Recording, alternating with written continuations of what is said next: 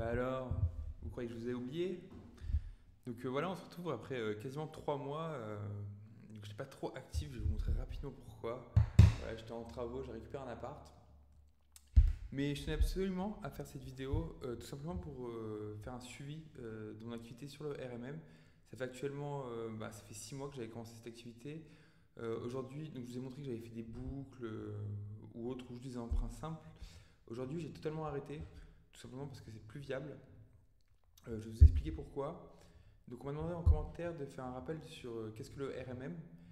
Donc je vais vous présenter d'abord qu'est-ce que le RMM, cet outil associé à Realty. Ensuite, qu'est-ce que j'ai fait, mon ressenti, ce que j'ai appris.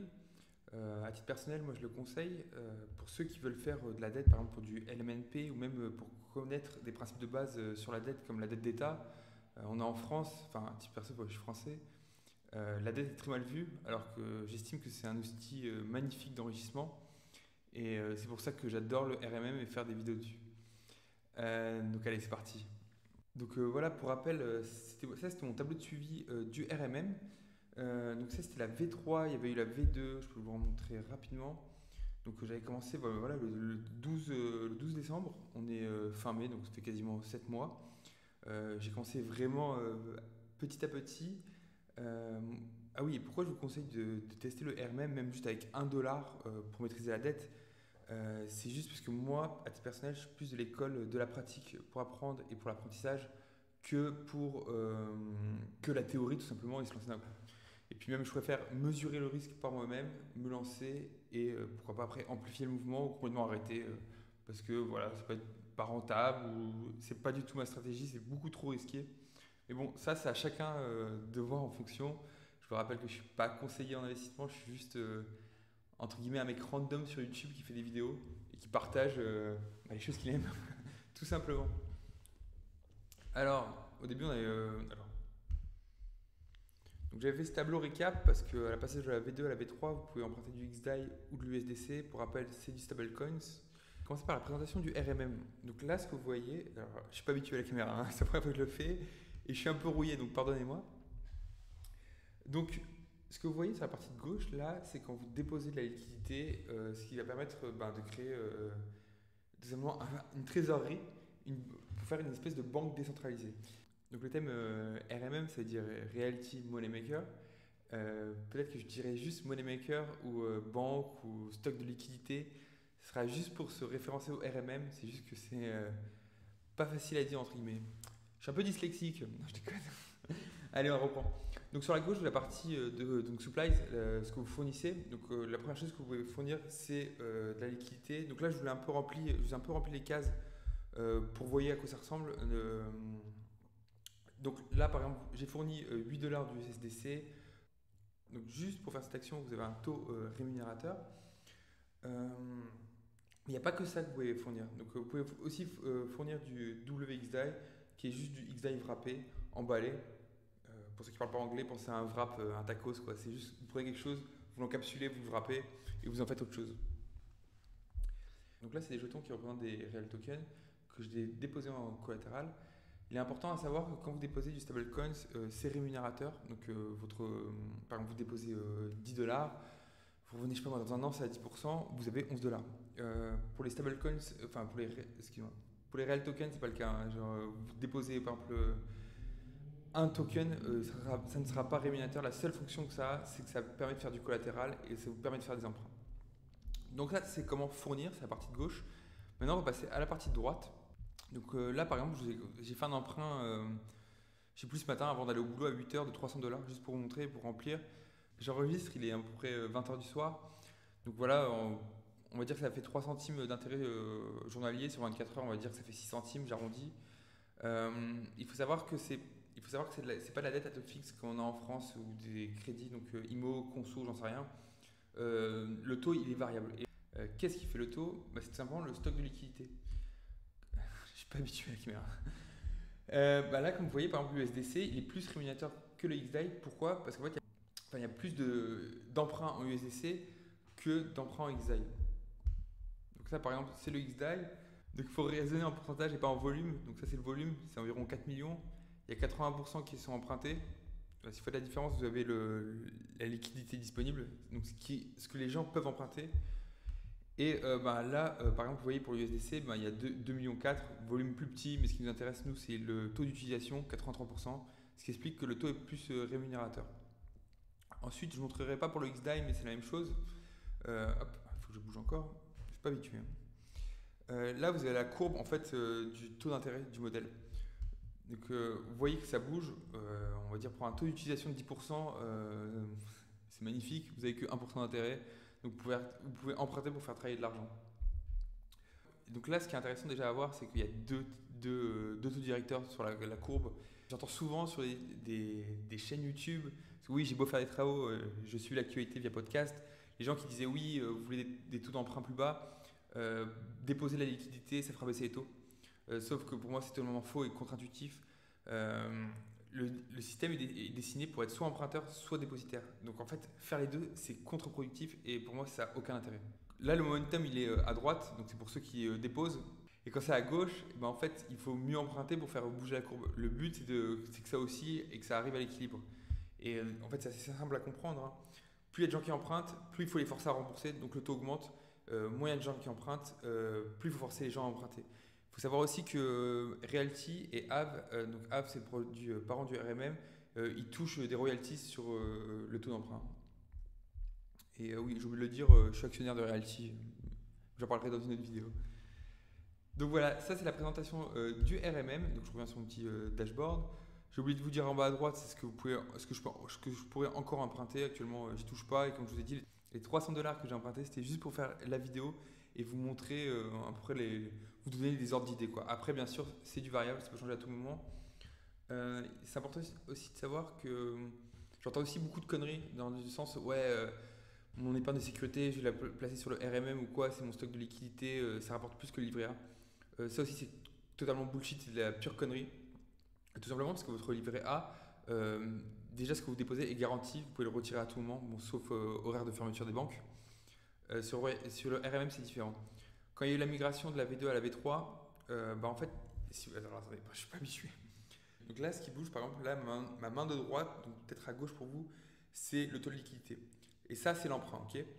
Il faut bien comprendre que en fait, le système n'est pas fait pour créer de l'argent. Dans le sens où, quand les gens vont retirer de la liquidité, ça va tomber à l'équilibre.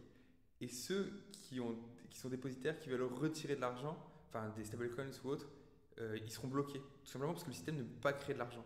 Il peut forcer à liquider quand quelqu'un ne rembourse pas sa dette, mais il ne peut pas créer de l'argent. Vous allez sur la V2, il y a des gens qui sont bloqués, hein. Et je vais vous mettre. Alors, j'ai juste des screenshots, j'essaierai de vous le mettre si je le retrouve. Mais à un moment, quand il y a eu la migration de la V2 à la V3, il restait 13 ou 17 dollars, je ne sais plus, de stablecoins en XI qui pouvaient être retirés. Pour vous dire à quel point ça peut être bloqué. Donc si vous mettez votre épargne de sécurité là-dessus, en fait, c'est pas garanti qu'un jour vous pouvez la retirer. Et le principe de l'épargne de sécurité, c'est de taper dedans quand il y a un souci pour pas cramer son capital qui est investi. Donc voilà, donc là j'ai dit pas mal de choses, un peu brouillon dans tous les sens. Je vous avoue que je reprends les vidéos. Pour moi, je maîtrise on va dire le RMM. Je ne sais pas quel est votre niveau. Donc si vous avez des questions, n'hésitez pas à les poser. J'y répondrai. Je réponds à tous les commentaires de toute façon. Et si ça peut être une idée de vidéo, pourquoi pas si je vois qu'il y a beaucoup de questions sur un sujet qui pose problème. Donc voilà, pour ceux qui me découvrent, donc déjà abonnez-vous. Et surtout, oui, j'ai vu que vous étiez 99% à n'être pas abonné, hein, genre, mais bon. Alors, ça, c'est le tableau que j'avais fait pour suivre mes emprunts, parce qu'au début, moi je connais rien. L'école, comme je le disais, de pratiquer et de découvrir. Donc, oui, j'ai oublié de le dire. J'avais noté mon Health Factor. Le Health Factor, pour faire simple, c'est vous déposez du collatéral, vous empruntez. Quand il y a un moment, votre dette elle devient trop grande, le système va liquider vos positions pour recréer de l'argent et pour en fait, rémunérer les dépositaires. Donc, mes volumes ont beaucoup évolué, mais ce qui est intéressant, c'est de voir les intérêts journaliers que je notais, par exemple du 3 centimes. Vous voyez, c'était à peu près 300 dollars, ça n'a pas bougé. Non, ça a doublé en fait, c'était 6%. Et vous voyez que j'ai pris confiance et à force du temps, par exemple, des fois, je payais 36 dollars d'intérêt, quoi. Pour ceux qui me découvrent, qu'est-ce que j'ai fait? Donc j'empruntais à 7%. Mon but c'était d'acheter des real tokens par exemple à 10%. Ça faisait un delta de 3%. Ça me permettait d'augmenter mon yield. Donc avec le temps, qu'est-ce qui s'est passé? Les real tokens, le taux il est fixe, hein, il ne bouge pas. Par contre, lui il bouge, c'est le taux d'emprunt. Ben, il y a eu la migration, il y a eu entre guillemets, le bull run ou l'euphorie des ETF. Ça a monté, c'était plus rentable. Donc ce que j'ai fait moi, c'est que j'ai revendu une autre stratégie. Moi, je l'ai pas faite et je la déconseille à titre perso. C'est que vous pouvez emprunter par. Oula, ça je me perds. Donc vous pouvez emprunter des réels tokens, donc à main droite, peut-être à gauche pour vous, et les vendre plus cher. Par exemple, aujourd'hui, vous allez voir aujourd'hui, vous allez voir sur le marché secondaire, il n'y a plus de tokens au-dessus de 10%. Moi, j'ai acheté que du 10-20 ou du 10-40. Aujourd'hui, ce que j'ai fait, hein, il y en a, je les ai vendus avec un premium pour amortir ma dette et pour revenir à l'équilibre. Donc là, donc je fais plus de système d'emprunt pour acheter Real Token et même faire des boucles. Vous pouvez aller voir dans d'autres vidéos que j'ai fait. Bah, tout simplement parce que c'était plus rentable. Et il y a un truc qu'il faut pas oublier, que bon, je le savais déjà, mais je voulais le tester, c'est qu'en fait, en tant que résident français, vous avez 30% de flat tax, vous êtes imposé à la TMI. Moi, à titre perso, je suis au 30%, donc ça ne change rien pour moi d'être à la TMI ou non. Euh, et ben en fait, vous n'êtes pas rentable. Et dans le seul cas où c'était rentable pour moi, c'est d'avoir un taux d'emprunt inférieur à 7% et par exemple d'emprunter à plus de 10%. Sachant que le tableau d'amortissement, même si vous touchez les loyers tous les lundis, votre tableau d'amortissement il est tellement lent que j'estimais que c'était pas rentable. Cela étant, j'ai appris beaucoup de choses. Le système du RMM, l'outil, à le manipuler et à comprendre ses forces et faiblesses.